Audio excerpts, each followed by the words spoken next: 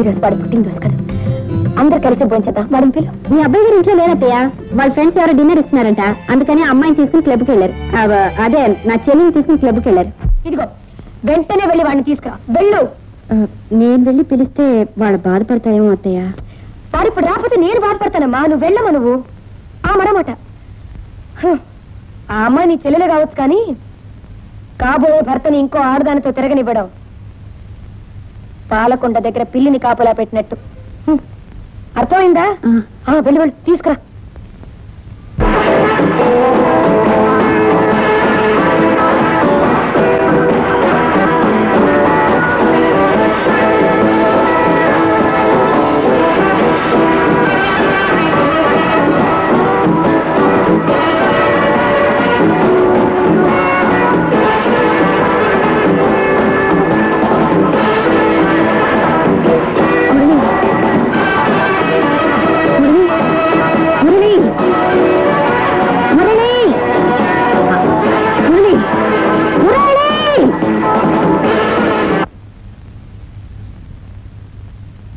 అత్తయ్య గారు మిమ్మల్ని వెంటనే ఇంటికి తీసుకురామని చెప్పారు.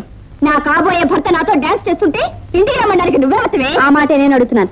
అత్తయ్య గారు పర్మిషన్ లేకుండా ఆయనకి తీసుకురావడానికి నీకెంత ధైర్యం? ఇదిగో ఇంకోసారి ఆ మాట నా ఉంటే పళ్ళు రాలిపోతాయి. ముందు నీ పళ్ళే రాలుతాయి. ఇది రాలమంటే చూద్దాం.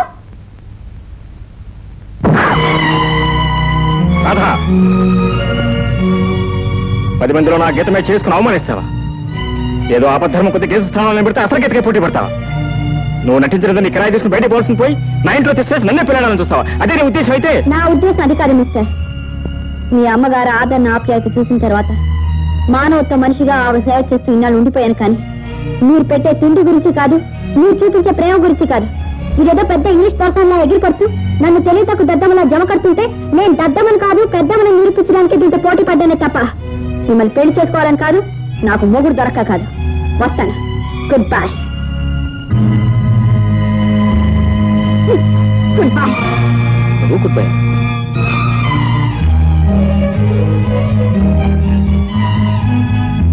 గీత, ఎక్కడ నువ్వు వెళ్ళేది?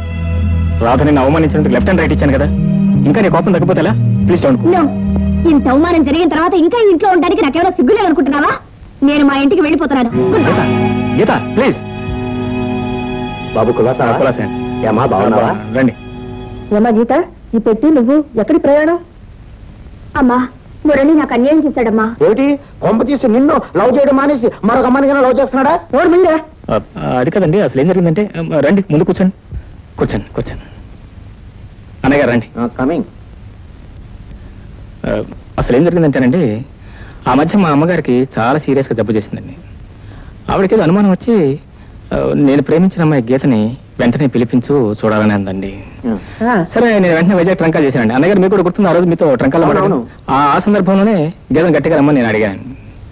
నోనో, నాకు ఒక్క పిల్లకి పురుడు అయ్యే టైము, పురుడు అయ్యే వరకు నేను రానందండి. యువతలేమో మా అమ్మగారు గీతను చూడాలని, అవతల గీత రానని. నేనేం చేయాలి చెప్పండి? ఆలోచించి రాధనే అమ్మాయిని గీత అనే పేరుతో ఇంట్లో తీసుకొచ్చి పెట్టాను. ఇంతలో అసలు గీత గారు ప్రవేశించారు. ఈవిడ వచ్చిన దగ్గర నుంచి అసలు గీతకి నగలి గీత పోట్లాటండి. అప్పటికే నేను అసలు గీతనే సపోర్ట్ చేస్తూ వచ్చానండి. ఎంత సపోర్ట్ చేస్తే మాత్రం ఎడుపుతా అంటే నేనేం చేయగలను చెప్పండి? అసలు ఇది న్యాయమా? ఇది ధర్మమా? చూడు బాబు, గీతకు వయసు మాత్రం పెరిగిందే గానీ మనసు మాత్రం ఎప్పుడు పసి మనిషి. మరీ చిన్నపిల్ల వ్యవహారం అండి. దాని కోపం నువ్వే పట్టించుకోవద్దు బాబు. చూడు గీత, నీతో పాటు మేము కూడా ఇక్కడే సెటిల్ అయిపోవడానికి మేము వస్తే నువ్వు వెళ్ళిపోవడం ఏం బాగాలేదు గీత. ఓహో, మీరంతా అందుకే వచ్చారనమాట. మీరందరూ కట్టుకట్టుకొని ఇక్కడే కూర్చోండి, నేను వెళ్తాను. అక్కడిపోతుంది గీత. ఏమండి, ఏ అఘాత్యం చేసుకుంటుందో ఏమో, పదండి. అవును నిజమే. చూడు బాబు, గీత కోపం ఉత్త తాటాకులమంట. ఎలాగో నాకు చెప్పి త్వరలో నేను తీసుకొచ్చేస్తాను. బాబు తప్పకుండా తీసుకురండి. అలాగే అలాగే.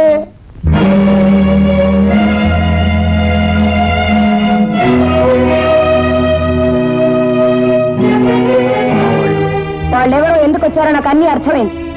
నాకు ఇప్పుడు కావాల్సింది రాధ. రాధ? అదేరా, గీతని పేరుతో పరిచయం చేశావే, రాధ ఎక్కడుంది?